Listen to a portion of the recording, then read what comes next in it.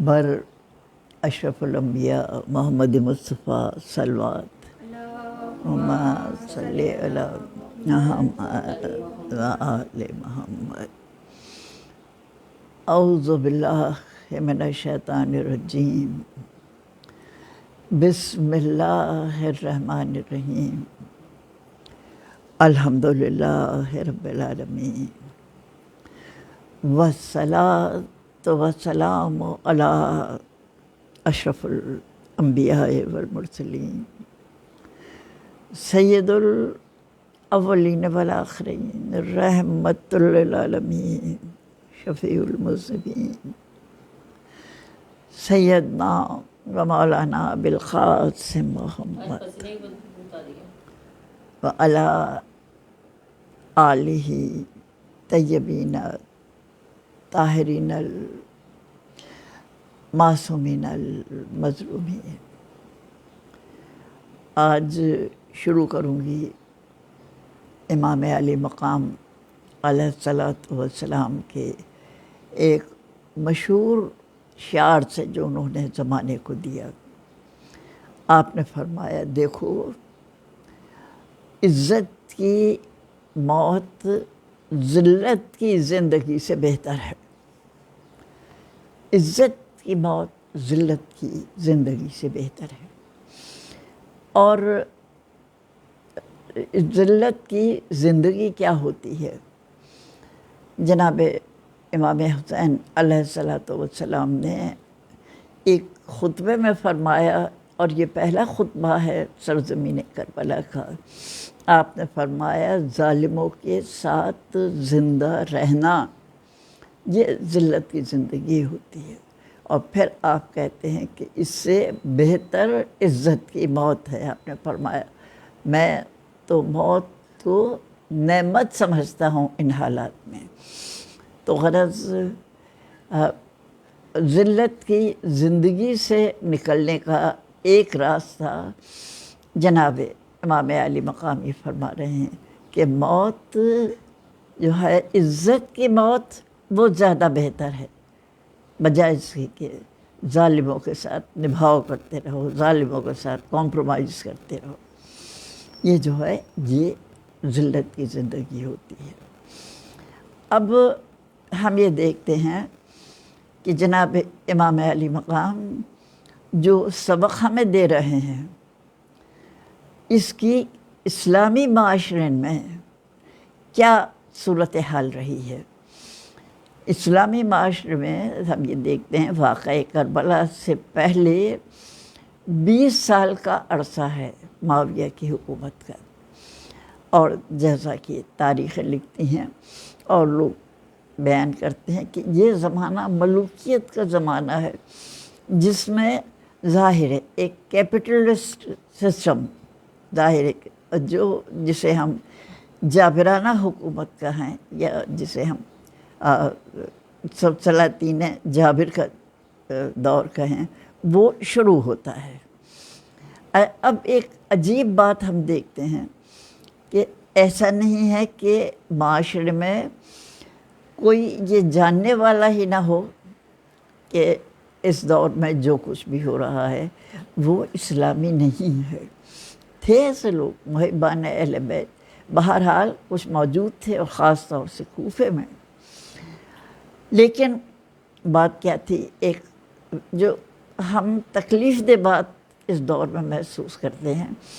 کہ اس دور میں بعض محبان اہل بیت نے شخصی احتجاج تو کیے۔ مثال کے طور پر حضرت حجر بن عدی ہیں، حضرت ابو ذر غفاری ہیں، اور حضرت عبداللہ بن مسعود ہیں۔ تو ان لوگوں نے ظاہر ان پالیسیز پر اعتراض تو کیا، اور انڈیویجول ظاہر اعتراض کی، جس پہ انہوں نے سزائیں بھی اٹھائیں، تکلیفیں بھی، اور قتل و غارت گری بھی دیکھی۔ لیکن ہم کہیں یہ نہیں دیکھتے کہ کوئی جماعت اکٹھا ہو کر ان حالات کو بدلنے کی کوشش کرے یا ان حالات پر تنقید کرے۔ لیکن واقعہ کربلا کے بعد صورتحال بالکل بدلی ہوئی نظر آتی ہے۔ اب ظاہر کہ واقعہ کربلا اتنا بڑا واقعہ ہے کہ تاریخ میں اس کی مثال نہیں ملے گی۔ اور کوئی بڑا واقعہ ہوتا ہے تو اس کے لیے ہم مختلف باتیں ہم سوچتے ہیں، ہم سوچتے ہیں وہ کس وجہ سے ہوا، اور ظاہر ہے کہ اس سلسلے میں کہ کس وجہ سے ہوا ہم جائزہ لیتے ہی چلے جا رہے ہیں، اور اس کے اثرات کیا ہوئے، اس کے اثرات کیا ہوئے۔ تو اب واقعہ کربلا کے اسباب تو ہم لوگ دیکھے، اس کے اثرات کے سلسلے میں ابھی تک جو ہم نے تجزیہ کیا ہے وہ یہ کہ ابن زیاد کے دربار میں بھی پروٹیسٹ ہوا ہے، یزید کے دربار میں بھی پروٹیسٹ ہوئے، اور یزید کے دربار میں باہر کے غیر ملکی نمائندوں نے بھی پروٹیسٹ کیے، اور کچھ ان لوگوں نے بھی پروٹیسٹ کیے جو اسلامی معاشرے سے ہی تعلق رکھتے تھے، اور پہلے تو یزید کے دربار میں بیٹھے ہوئے تھے، پھر ان سے ظاہر ہے کہ یزید کے رویہ برداشت نہیں ہو سکا۔ دوسرے جناب زینب سلام اللہ علیہا کے خطاب نے ایک ایسی روح پھونک دی، ایک ایسی بیداری عطا کی کہ ظاہر ہے کہ لوگ ظلم کے خلاف یعنی اس کے اوپر احتجاج پہ مجبور ہو جاتے ہیں جو اس سے پہلے خاموشیوں میں زندگی گزار رہے تھے۔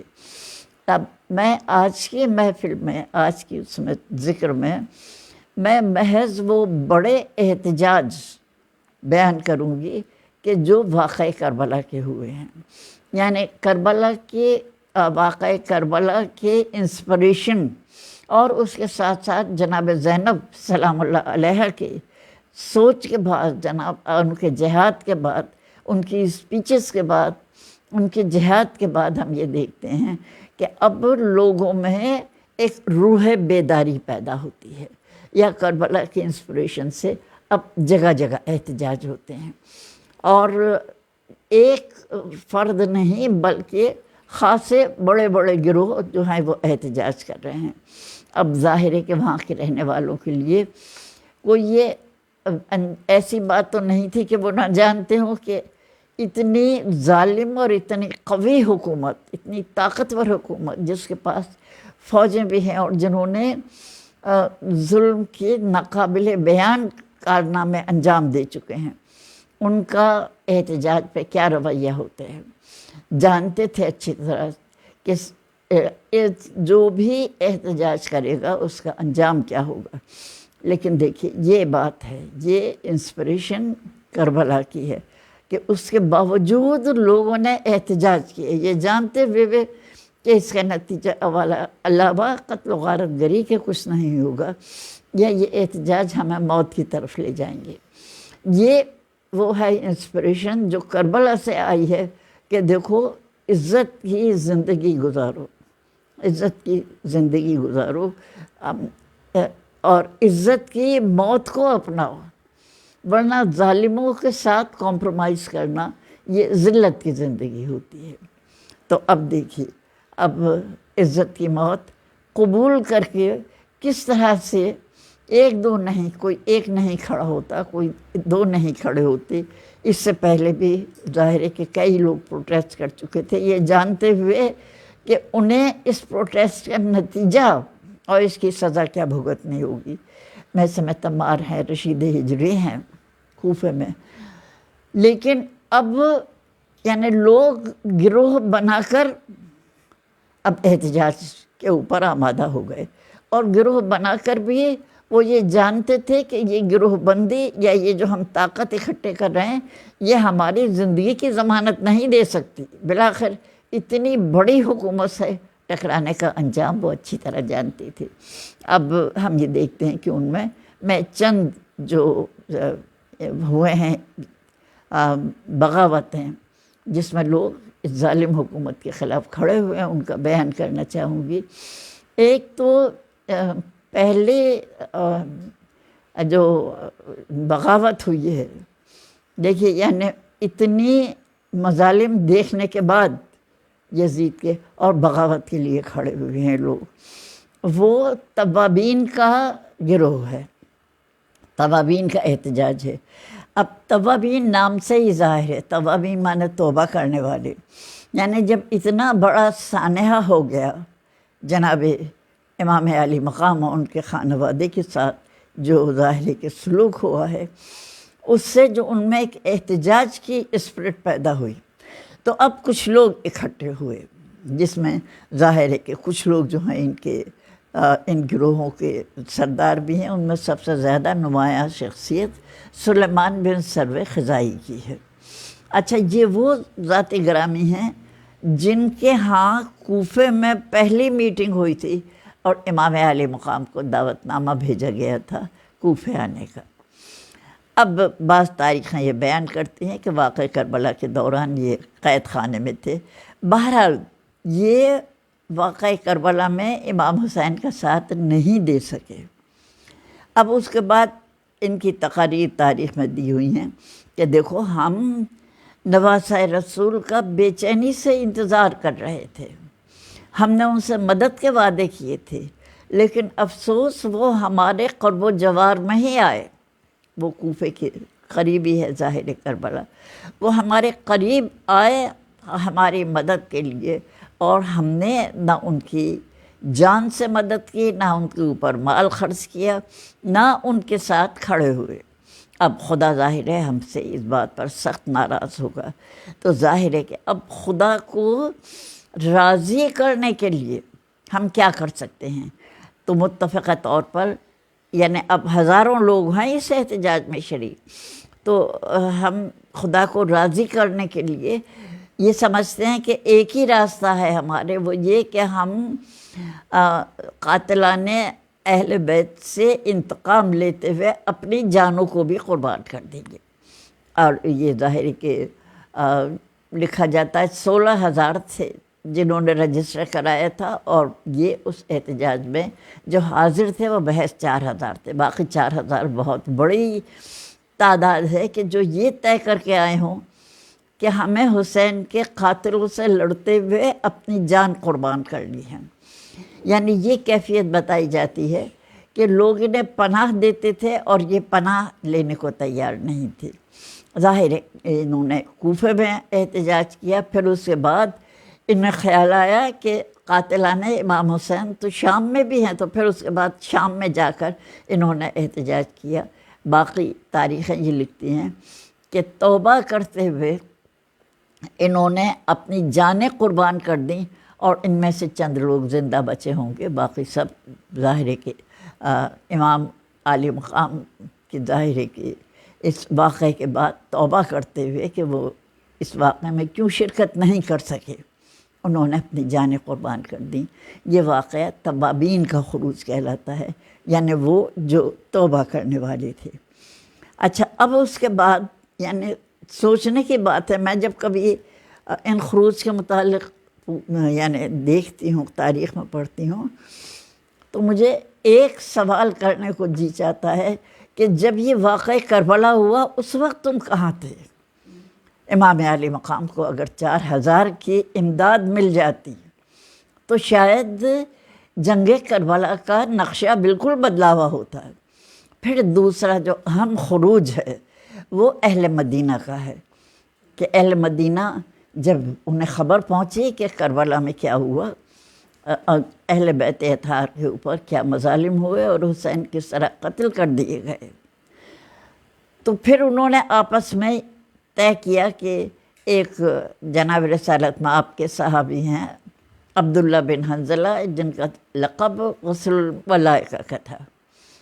انہیں شام بھیجا یہ دیکھنے کے لیے کہ یزید کے اعمال و افعال کیسے ہیں، اور انہوں نے آ کر یہ اطلاع دی کہ یزید بدترین فاسق و فاجر شخص ہے، ہمیں یوں لگتا ہے کہ اگر ہم نے اس کی بیعت نہیں توڑی تو ایسا نہ ہو کہ آسمان سے سزا کے طور پر ہم پر پتھر برسنے لگے۔ غرض انہوں نے یزید کے اس سے اطاعت سے باہر نکلا، یا اس کو تاریخ میں یہ بھی کہا جاتا ہے یزید کو معزول کر دیا، حالانکہ ظاہر ہے اتنی بڑی طاقت کو معزول کرنا کوئی آسان تو نہیں ہوتا۔ یزید نے ایک بہت بڑی فوج مدینے بھیجی ان سے لڑنے کے لیے۔ اب مدینہ ظاہر ہے کتنا بڑا شہر ہوگا، اور اس فوج نے اتنے مظالم کیے، عبداللہ بن حنظلہ بھی شہید ہوئے، ان کے سارے بیٹے بھی شہید ہو گئے، اور تعداد یہ بتائی جاتی ہے کہ تقریباً 10,000 اہل مدینہ کا قتل عام ہوا ہے، جس میں 700 حافظان قرآن تھے۔ اور ایک خاص بات کہ کوئی بھی بدری صحابی جناب رسالت مآب کا زندہ نہیں رہا۔ اب دیکھیے، اب ہمارے ذہن میں گونجتے ہیں یزید کے وہ الفاظ کہ کاش آج میرے بدر کے بزرگ زندہ ہوتے تو کتنے خوش ہو کے مجھے داد دیتے۔ گویا وہ بدر کے انتقام کا سلسلہ چلتا چلا جا رہا ہے۔ بدر کا انتقام کربلا میں امام علی مقام سے لیا گیا، اور اب واقعہ ہرہ میں ظاہر ہے کہ انصار مدینہ سے اور مدینے کے رہنے والوں سے ملا۔ اور اب یہ یعنی ہمیں یقین نہیں آئے گا، مورخین لکھتے ہیں کہ اگر ان مقدس مقامات پر کافروں کا بھی قبضہ ہو جاتا تب وہ اتنی ظاہر ہے کہ بےہودگیاں نہ کرتے جتنی کہ مسلمانوں کے ہاتھوں ہوئی ہیں۔ ظاہر یہ واقعہ کہ مسجد نبوی میں یزید کی فوج کے گھوڑے اور گدھے تک باندھ دیے گئے جو ممبر تک نجاست کرتے تھے، یہ مسلمانوں کا کارنامہ ہے۔ اب جیسے میں کہہ رہی تھی کہ میرے ذہن میں بعض سوال آتے ہیں، اب میرے ذہن میں ایک سوال آتا ہے، جناب امام حسین تو مدینے سے جب نکلے ہیں، اہل مدینہ کیا تمہیں معلوم نہیں تھا کہ ان کے نکلنے کا انجام کیا ہوگا؟ پھر اس کے بعد اہل مدینہ میں تو خاصی بڑی تعداد مکے میں ہوتی ہے۔ مکے میں آپ کہہ رہے ہیں میرے لیے قتل گاہ پسند کر لی گئی ہے، گویا میں اپنی آنکھوں سے دیکھ رہا ہوں کہ میرے جوڑوں بند جدا جدا پڑے ہوں گے، اور پھر لوگ جو حج کے لیے شرکت کرنے کے لیے آئے ہیں وہ دیکھ رہے ہیں کہ رسول کا نواسہ موت کی طرف جا رہا ہے، اس کے لیے ایک قتل گاہ پسند کر لی گئی ہے جہاں وہ اتنا اسے یقین ہے کہ جیسے وہ اپنی آنکھوں سے دیکھ رہا ہو کہ اس کے جسم کے حصے جدا جدا پڑے۔ اور ذرا یہ تو بتائیے کتنے لوگ نکلے اس عظیم اجتماع سے،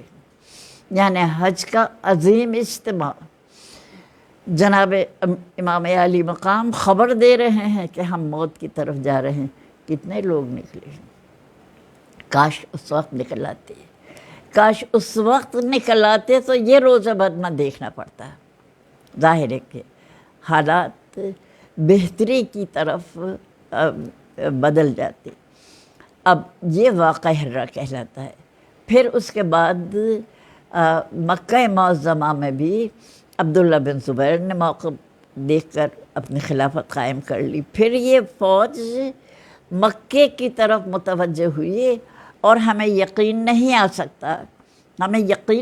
سکتا کہ باقاعدہ پہاڑیوں پر منجنیق نصب کر کے، منجنیق ایک قسم کا ہتھیار ہوتا ہے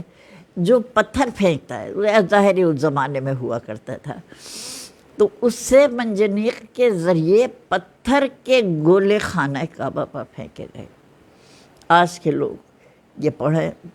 تو ظاہر انہیں یقین نہیں آئے گا، لیکن آج کل کے لوگوں کو تو پڑھنا کا رواج ہی نہیں رہا۔ اور پھر جب پتھر کے گولوں سے بھی ان کی من پسند تباہی نہیں ہوئی تو اس کے بعد خانہ کعبہ کی طرف آگ کے گولے پھینکے گئے، یہاں تک کہ جتنے بھی تبرکات تھے وہ خانہ کعبہ میں وہ جل گئے، ان کی دیواریں منہدم ہو گئیں، اور پھر خانہ کعبہ دوبارہ تعمیر ہوا ہے۔ یہ ظاہر ہے کہ واقعہ ہرہ کے واقعات ہیں۔ اور پھر یہ محاصرہ جاری تھا کہ یزید کے مرنے کی اطلاع آ گئی، اور پھر فوج یزید ہراساں ہو کے واپس بھاگنے لگی، اس لیے کہ ظالم بہت بزدل ہوا کرتے ہیں۔ یہ اتنے واقعات ہیں کہ ہم آج بھی پڑھیں تو ہمارے رونگٹے کھڑے ہو جاتے ہیں کہ اچھا یہ بھی ہو سکتا ہے، یہ بھی ہو سکتا ہے۔ اب ان بغاوتوں کے بعد، بغاوت تو ہم کیا کہیں گے، یہ جو جہاد ہوئے جس طرح سے کہ لوگ موت کے لیے تیار ہو کر ظاہر ہے حکومت وقت سے ٹکر لینے کے لیے کھڑے ہو گئے، اس کو ہم کیا کہیں علاوہ اس کے کہ یہ وہ لوگ تھے کہ جن کے ضمیر جاگ گئے اس واقعے سے۔ اور اس میں ظاہر ہے کہ جناب امام علی مقام کے ساتھ ساتھ ایک بہت بڑا کردار جناب زینب کا ہے، اس لیے کہ جناب زینب نہ ہوتی تو یہ واقعہ اتنا اسے شہرت ہی نہیں مل سکتی تھی۔ وہ جسے شہید مطہری کہتے ہیں کہ دیکھو یہ شہادت کا عمل جو ہے یہ انتقال خون کا عمل ہوتا ہے، یعنی جیسے انسان جب کبھی کمزور ہونے لگتا ہے، اس کے اعضاء فیل ہونے لگتے ہیں، تو پھر اسے انتقال خون کا عمل کیا جاتا ہے، یعنی اس کے رگوں میں خون تازہ پہنچاتے ہیں۔ تو شہید مطہری نے کہا یہ بھی انتقال خون کا عمل ہے کہ جب امت کے حواس میں جمود پیدا ہو جائے، جب ان میں حرکت نہ رہے، یا جب وہ یوں کریں سن ہونے لگے، جمود پیدا ہو جائے، تو پھر شہادت کا عمل ایسا ہے جیسے انتقال خون کا عمل ہوتا ہے کہ پھر ایک شہادت کا عمل ایک نیا خون تازہ، ایک نئی بیداری، ایک نئی زندگی جو ہے وہ عوام میں پیدا کر دیتا ہے۔ تو یہ خون تازہ جو ملت کے رگوں میں آیا، یہ جو جمود ٹوٹا، تو اس میں جناب امام علی مقام کے ساتھ ساتھ ہماری شریکت الحسین جناب زینب سلام اللہ علیہ کا بہت بڑا کنٹریبیوشن ہے۔ تو یہ اتنے بڑے اور چونکا دینے والے واقعات ہیں کہ جس پہ یقین نہیں آتا کہ یہ لوگ اچانک ذہنی طور پر کس منزل پر پہنچ گئے ہوں گے، کس طرح ان کے ضمیر جاگے ہوں گے کہ کل جو موت سے بھاگ رہے تھے، کل جو مظالم کو برداشت کر رہے تھے، آج کس طرح موت کو لبیک کہہ رہے ہیں۔ اور پھر دو واقعات بہت مشہور لگتے ہیں، مجھے بہت اہم لگتے ہیں۔ یہ دو واقعات حجاج بن یوسف کی گورنری کے زمانے کے ہیں، عبد الملک بن مروان کا زمانہ ہے۔ اچھا اب دیکھیے، میں اتنے لوگوں کے مظالم بیان کرتی ہوں کہ اب میرا جی نہیں چاہتا کہ کسی ظالم کا کمبخت کا ذکر کیا جائے۔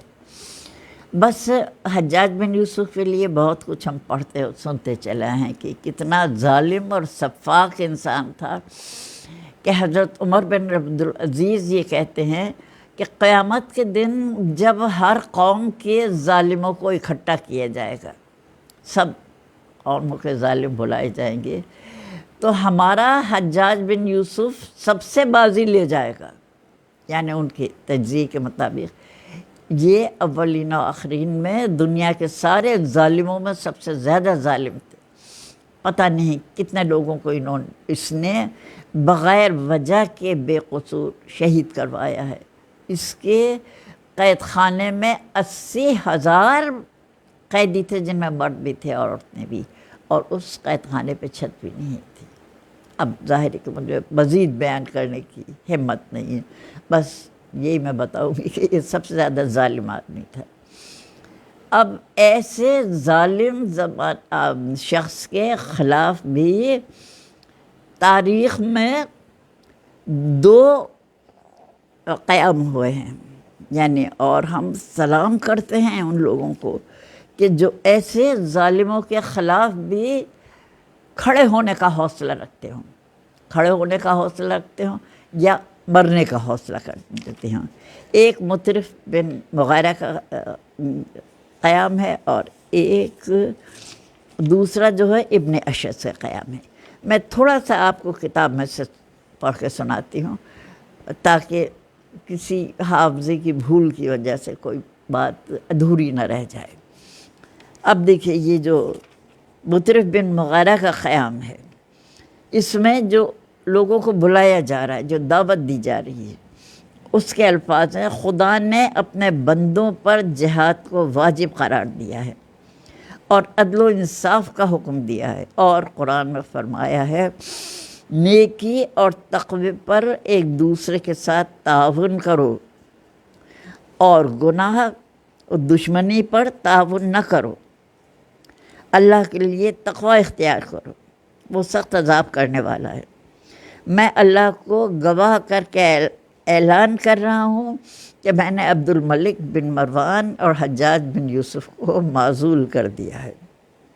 اب جو میرے ساتھ تعاون کرنا چاہتا ہے وہ میرے ساتھ نکلے، جو نہیں چاہتا وہ جہاں چاہے چلا جائے، کیونکہ میں یہ نہیں چاہتا کہ کہ جو ظالموں کے خلاف جہاد کرنا نہیں چاہتے وہ میرے ساتھ رہیں۔ اب دیکھیے کہ اب کیا چیز بول رہی ہے، وہی دعوت جو امام علی مقام نے ظاہر ہے کہ دی تھی میدان کربلا میں، وہی دعوت جو جناب زینب سلام اللہ علیہ نے دی ہے، کتاب خدا کی طرف آنے کی، سنت رسول کی طرف آنے کی۔ اب لوگوں کے ضمیر جو ہیں اب ظاہر ہے کہ ان میں اب وہ دعوت جو ہے وہ پھر سے گونجنے لگی ہے۔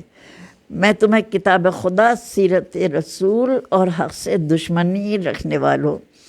بیت المال کو اپنے لیے مخصوص کرنے والوں اور حکم قرآن سے انحراف کرنے والوں کے خلاف جہاد کرنے کی دعوت دیتا ہے۔ اچھا، اگر آپ لوگوں نے جنہوں نے پڑھا ہے، جنہوں نے سنا ہے امام علی مقام کا خطبہ، خاص طور سے بیضہ کے مقام پر جو آپ نے عطا فرمایا ہے، تو جب یہ پڑھتی ہوں میں تو مجھے یوں لگتا ہے کہ وہ جو خطبہ ہے وہ شاید میرے ذہن میں بھی گونج رہا ہے، اور یہ جو کھڑے ہونے والے ہیں، جہاد کرنے والے ہیں، ان کے بھی ضمیر میں گونج رہا ہوگا، ورنہ اتنا بڑا اقدام کوئی بھی نہیں اٹھا سکتا کہ حجاج بن یوسف کے خلاف کھڑا ہو جائے۔ اس لیے کہ ایسا نہیں ہے کہ یہ جانتے نہیں تھے کہ اتنے بڑے ظالم کے خلاف کھڑے ہونے کا نتیجہ کیا ہوتا ہے۔ یہ سب لوگ جو ہے شہید کر دیے گئے۔ یہ سن 77 ہجری کا واقعہ ہے، اور یعنی یہ دیکھیے کہ پے در پے سن 61 ہجری یہ ظاہر ہے کہ واقع کربلا ہے، سن 65 ہجری میں یہ جو ہے نا پہلا خروج ہوا ہے توابین کا، یعنی لیکن اس کے لیے لوگوں کو اکٹھا کرنا شروع کر دیا تھا دعوت دینے والوں نے سن 61 ہجری سے ہی، اس واقعے کے بعد۔ پھر اس کے بعد جو مدینے کا واقعہ ہوا ہے وہ بھی اس کے چند سالوں بعد ہوا ہے۔ یہ جو مطرف بن مغیرہ کا قیام ہے یہ سن 77 ہجری میں ہوا ہے، اور عام طور پر ظالم سمجھتا ہے کہ دیکھو ایسی سزا دو کہ عبرت ہو جائے لوگوں کو، ایسی سزا دو کہ لوگوں کو ہمارے ظلم کے خلاف عبرت ہو جائے، لیکن ہمیشہ ایسا نہیں ہوتا، ہمیشہ ایسا نہیں ہوتا۔ بعض اوقات ظلم کے خلاف اور شدید رد عمل ہو جاتا ہے۔ تو اب سن 77 میں یہ ہوا ہے قیام اس کے حجاج بن یوسف کے خلاف، اور 81 میں 81 کیا مطلب ہے کل 4 سال بعد پھر عبد الرحمن ابن اشعث حجاج کے خلاف کھڑا ہو جاتا ہے، اور پھر اس میں بھی ظاہر کتابوں میں جو دی گئی ہے، یہ ایک خاص کتاب کا حوالہ ہے دولت العربیہ، اس میں یہی دعوت دی گئی ہے کہ ظالموں کے خلاف کھڑے ہو جاؤ، ہم دشمن خدا کی اطاعت نہیں کرتے۔ اب اس کا انجام بھی ہم جانتے ہیں وہی ہوا جو اس سے پہلے کی بغاوت کا ہو چکا تھا۔ ہم بغاوت کہیں یا جہاد کہیں، غرض پے در پے لوگ جو ہیں وہ ظلم کے خلاف کھڑے ہو رہے ہیں، یہ جانتے ہوئے بھی کہ ہم اس ظلم کا مقابلہ نہیں کر سکتے۔ یہاں تک کہ حضرت زید شہید ہوئے، حضرت زید کی شہادت کے بعد حضرت یحییٰ بن زید شہید ہوئے، اور انہیں امام نے بتایا تھا کہ چچا آپ کھڑے ہوں گے تو شہید کر دیے جائیں گے، لیکن ہرچہ بعد آپ نے اس کے باوجود ظاہر جہاد فرمایا، ان کے جوان بیٹے یحییٰ بن زید شہید ہوئے، یہاں تک کہ بنو امیہ کی حکومت کا خاتمہ ہو گیا اور بنو عباس آ گئے۔ اچھا اب دیکھیے بنو عباس یہ تو بنو امیہ سے زیادہ ظالم اور برے لوگ تھے، اور انہوں نے تو جو سفاکیاں کی ہیں وہ شاید کیا یقیناً بنو امیہ سے زیادہ سفاک تھے، لیکن لوگوں کو یہ پتہ ہوتے ہوئے کہ ان کی کتنی طاقت ہے، کہ ان کی حکومت تو بنو امیہ سے بھی زیادہ مضبوط ہے، اور یہ بنو امیہ سے بھی ظالم ہیں۔ ہم یہ دیکھتے ہیں کہ اس زمانے میں بھی پے در پے لوگ ظلم کے خلاف کھڑے ہوتے رہے۔ تو یہ جو ضمیر کی بیداری ہے، یہ جو واقعہ کربلا یہ بات آئی ہے تو یہ ہم سمجھتے ہیں یہ واقعہ کربلا کا احسان ہے کہ انہوں نے ظاہر ہے کہ انسانی ضمیر کو عزت کے ساتھ مرنا سکھایا، ذلت کی زندگی سے نکال کر۔ خداوند عالم ہمیں بھی عزت اور ذلت کے معنی بتائے، اور ظاہر ہے ہمارے چاروں طرف جو ذلت کی زندگی پھیلی ہوئی ہے یا نہیں۔ جیسا امام عالی مقام نے کہا کہ ظلم کے ساتھ کمپرومائز کرنا یہ ہے ذلت کی زندگی، تو خداوند عالم